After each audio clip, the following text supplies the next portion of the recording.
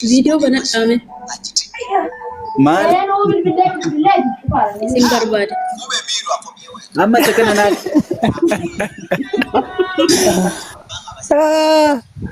akkana taatanii yaa ijoollee Paawulos maqaasaa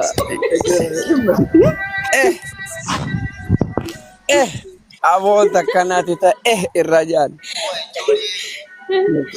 Ijoollee Phaawulos osoo hin taane nuti ijoollee Kiristoos itti lafa.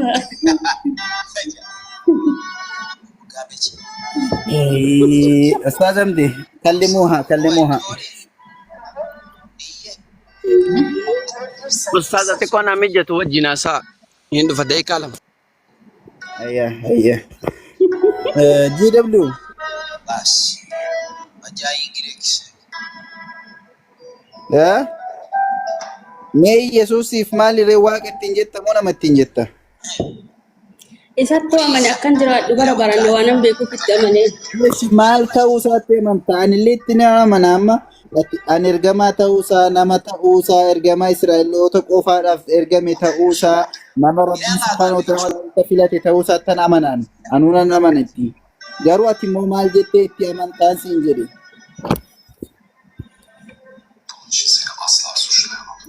Anammoo bakka akkas jedhu argee kananii namaa miti kan jireenya bara baraa namaaf kennu waaqa malee. maali kanaafuu maal jettee amantaati amma laa ilaaha illallah muhammad rasuulullah Namichi jireenya bara baraa isiniif kennan amanaa jedhu yoo jiraate jira ko. maal taate maal taate mo wanni mo nagaa tokko nutti Argaboonni haasofnu. maati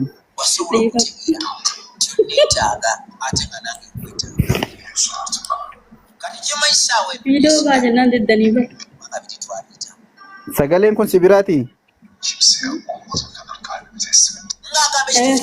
Biraa si qasalee kan na bira jira. Isinitti waan jedhu. jireenya bara baraa wanta jedhamutu si rakkise jireenya bara baraa jechuun maal jechuudha ka jedhutu jireenya bara baraa sinii kenna jechuun maal jechuudha ka jedhutu gaaffii sitti ta'e No, natti ta'e osoo hin taane. ኢየሱስ ክርስቶስ ምን ብለሽ ታምናለሽ? akkaan ምን ብዬ እንደሚያምን ደግሞ እኔ ወንጌል ይናገራል። ወንጌልም ያው አንብቤ አመንኩ።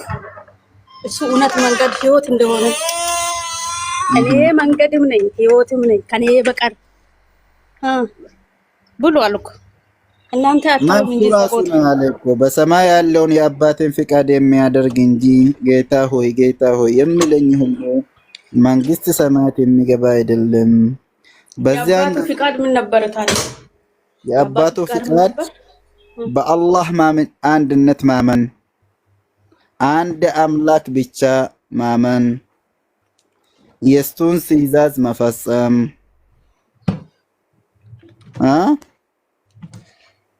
ኦኬ አላህ አባት መሆን ይችላል። አባት ማለት እኮ አብ ማለት ነው። እሱ ፈጣሪ እንደማለት ነው። ኡማ jechuudha. Fakkeenyaaf ati fakkeenyaaf amma moobaayilii kee tokko lafaa fuudhee si galee qoya lama sila viidiyoon bahin jettee la kun moobaayilii kan argaa jirta. Abbaan moobaayilii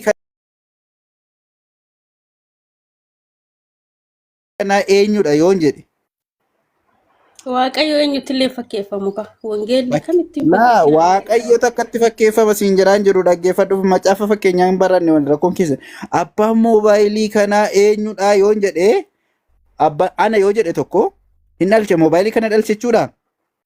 harka isaatiin tolchega. No ani hin tolchi nama fakkeenyaaf jawaala kana kan namitti kan uume si galee abbaan moobaayilii kanaa eenyudha yoo naan jedhame garuu anaan jedha akkasuma akkasumiti. Abbaan ቁሳቁስii fi kan lubbuu namaa garagaraa bara. ቁሳቁስii si'a godhu maal taate micane abba Marba.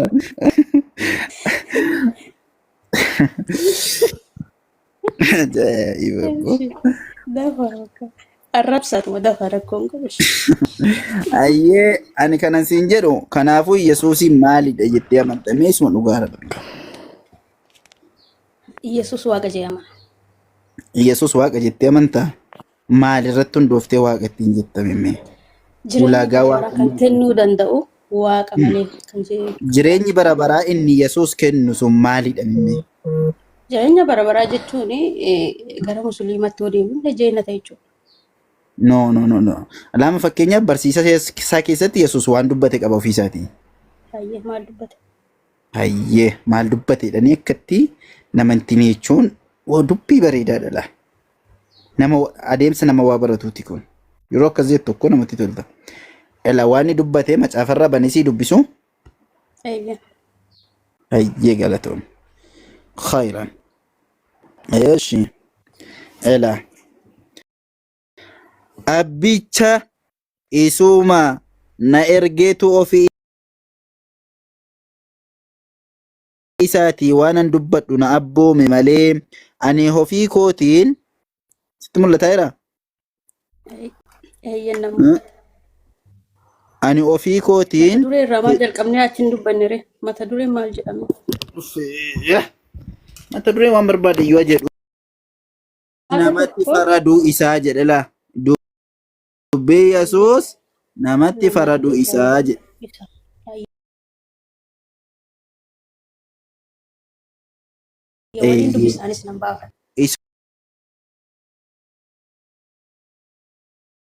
Isuma na ergeetu ofii isaatii waanan dubbadhu na abboome malee ani ofii kootiin hin dubbanne. Dubbii inni na abboomes jedhe. Dubbii inni na abboomes jireenya bara baraaf akka ta'e ani beekaa jedhe. Dubbii inni abboome sun maalidha? Dubbii inni Waaqayyo Yesuusiin abboome jireenya maaliitiifidha? Jireenya bara baraa. Akkas. Egaa waanan jedhu akka abbaan anatti himettan dubbadhaa jedhe. Dubbiin isaa jireenya bara baraati. Yesuus Kiristoosis jireenya bara baraa isiniif kenna kan inni jedhe moofuma isaatii wangeeluma kana boqonnaa 11:8 irratti dubbatee maal jedhaa? Lakkun asiis dubbadhu.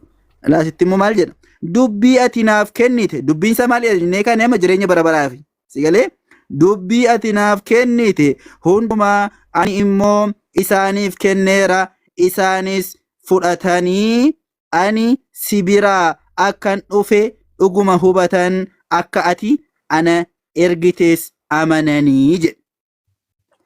Jireenya bara baraa inni Yesuus kennu dubbii sana kenneefi.